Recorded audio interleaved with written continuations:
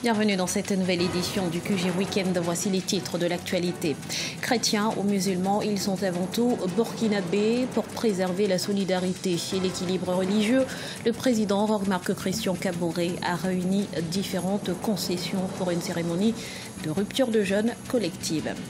Le gouvernement tchadien compte réaliser une économie de 43 milliards de francs CFA sur la masse salariale réelle d'ici la fin de l'année 2017. Ceci grâce à des ponctions dans les salaires de l'administration publique. Et puis faire parler de l'artisanat pour qu'on ne parle pas que du pétrole. Telle est l'ambition du carrousel de la mode qui s'est déroulé du 15 au 18 juin 2017 à Pointe-Noire au Congo en présence d'une dizaine de stylistes internationaux.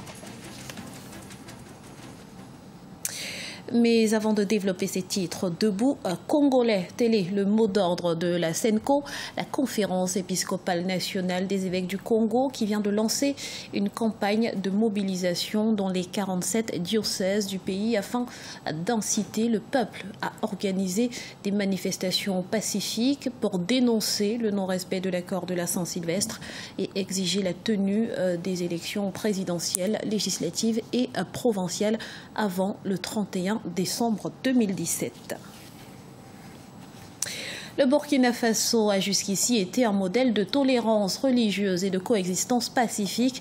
Et pour rester dans cette dynamique, le président Roch-Marc Christian Kaboré a réuni à son palais des membres des communautés chrétiennes et musulmanes afin de rappeler l'importance de l'unité et de la bonne entente à quelques jours de la fin du mois de Ramadan. Sharon Kamara. L'unité et la tolérance étaient les maîtres mots de la rencontre entre les dirigeants musulmans et chrétiens organisée par le président Roch-Marc Christian Kaboré. Réunis au palais présidentiel jeudi 22 juin pour partager l'iftar, le repas qui marque la coupure du jeûne, les dirigeants religieux et les autorités ont profité de cette occasion pour prêcher la cohésion entre les communautés. Je voudrais également dire que, comme vous le savez, saluer également la communauté musulmane dans son ensemble pour la lutte contre l'intolérance religieuse. Ça, c'est très important. Et je voudrais surtout leur demander de persévérer dans ce travail d'éducation des musulmans sur ce qui est la vraie religion, ce qui est l'islam, une religion de tolérance et de paix. En organisant cette rencontre, le président burkinabé veut s'attaquer directement à l'insécurité. Alors que la menace du terrorisme islamiste s'étend au Mali voisin, l'appel à l'unité devient indispensable. Un appel qui s'adresse à toutes les communautés religieuses afin de préserver l'harmonie et la tolérance entre le peuple burkinabé. Nous nous sommes retrouvés ici, à la fois pour accomplir un acte de foi, mais aussi pour célébrer cette marque des Burkinabés de pouvoir, malgré les différences de religion, de pouvoir se retrouver pour témoigner de ce que Dieu est véritablement unique. Au Burkina Faso, les musulmans représentent 60% de la population. Les autorités continuent de sensibiliser les communautés pour éviter les amalgames entre la religion islamique et les groupes terroristes. Malgré les mesures prises par le gouvernement, le nord du pays est toujours en proie à la menace terroriste. Rappelons qu'en janvier 2016, Ouagadougou avait connu une attaque terroriste qui avait fait 30 victimes. L'Aïd al-Fitr aura une saveur particulière pour quelques 500 détenus égyptiens et pour cause. Ils ont bénéficié ce vendredi d'une grâce présidentielle à l'occasion de la fin du mois de jeûne. Parmi les concernés figure Hicham Talat Mustafa, un magnat de l'immobilier qui avait été condamné en 2010 à 15 ans de prison pour avoir commandité l'assassinat de la chanteuse libanaise Suzanne Tamim. Pour faire face à la crise économique, le gouvernement tchadien a décidé d'opérer des ponctions dans les salaires de l'administration publique. Les fonctionnaires se verront donc retirer certains privilèges. On fait le point tout de suite avec Deo Gracias Podo. Le gouvernement tchadien annonce de nouvelles mesures dans le cadre de sa politique d'austérité budgétaire. Selon les autorités, il est possible de réaliser une économie de 43 milliards de francs CFA, notamment sur la masse salariale réelle d'ici la fin de l'année 2017. Le projet de rectification du budget résulte de la persistance de la crise économique et sécuritaire que connaît le pays. L'État prévoit donc, entre autres, un gel des avancements statutaires des fonctionnaires et agents de l'administration publique, une réduction du montant de crédit ouvert au titre de dépenses communes ou encore un gel des frais de transport des fonctionnaires de juin à décembre 2017.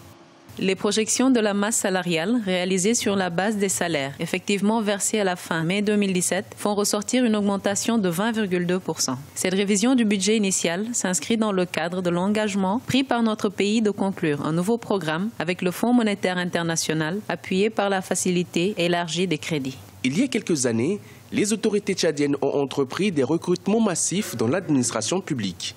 Estimée à plusieurs milliards de francs CFA chaque mois, la masse salariale s'est accrue, limitant par conséquent les marges de manœuvre du gouvernement en matière de développement et d'investissement.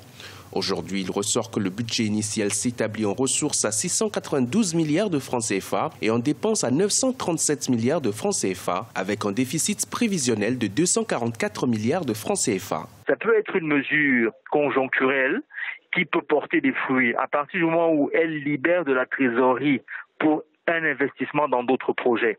Mais cette mesure est aussi une mesure qui a un impact social très fort. Il y a un risque que l'utilisation de la variable masse salariale en la contractant à la baisse, en diminuant de manière drastique les salaires, puisse créer des remous sociaux qui vont menacer la paix et la stabilité du Tchad.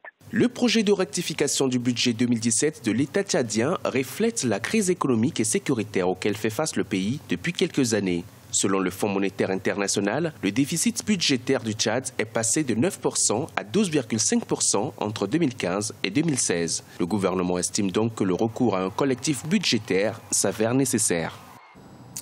Dans le reste de l'actualité, le gouvernement zambien a revu les conditions de l'application de la taxe de 10% qui frappe les exportations de maïs. Désormais, elle ne sera collectée que si la production n'excède pas le seuil des 2 millions de tonnes. Objectif affiché, stimuler la production locale. Cette disposition intervient à un moment où la récolte de maïs a atteint le niveau record de 3,61 millions de tonnes. Un résultat qui fait de la Zambie le second producteur de la céréale en Afrique australe après l'Afrique du Sud. Pointe-Noire, capitale économique du Congo, s'est muée en capitale du chic pendant quelques jours. C'était à l'occasion de la 4e édition du Carrousel de la mode. Et malgré une conjoncture économique difficile, l'événement a tenu à toutes ses promesses. Compte rendu avec Deogracias Bodon. Financière causée par la chute des matières premières sur le marché international, notamment le pétrole, a frappé de plein fouet l'économie du Congo. Mais malgré ce contexte économique difficile, le secteur de la mode maintient son évolution grâce à la détermination de certains promoteurs. Illustration à Pointe-Noire lors de l'édition 2017 du Carrousel de la mode, l'un des plus grands rendez-vous du design et de la créativité en Afrique centrale. On a eu la première édition en 2006 et la deuxième édition en 2007. J'ai voulu continuer ma passion ici et je me suis donné pour objectif de faire changer les visions ici, de faire parler de la culture, de l'artisanat, de la mode. On a eu 2 fois plus de stylistes, 2 fois plus de personnes qui se sont intéressées. Pour moi, c'est une satisfaction. Et en plus, au niveau des jeunes couturiers, on sent le perfectionnisme qui commence à venir. Entre autres activités au menu de cette édition 2017 du Carrousel de la mode, un concours de jeunes talents, coiffeurs, mannequins et créateurs et surtout une soirée de défilé couplée à une cérémonie de récompense.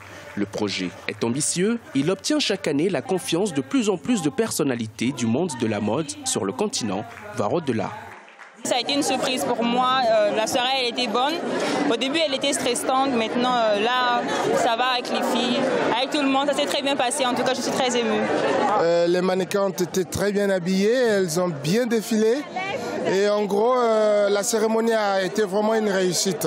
Le Carrousel de la mode est un projet de promotion féminine et artistique des acteurs et actrices du secteur de l'art vestimentaire sur le continent. Il est porté par une ancienne mannequin et créatrice de mode d'origine burkinabé. Si le rendez-vous 2017 a réuni des créateurs venus du Burkina Faso, du Cameroun, de la Côte d'Ivoire, du Gabon, du Sénégal, du Liban, de la France, de l'Italie et du Congo, la 5e édition s'annonce plus grandiose et devrait se tenir courant mai 2018.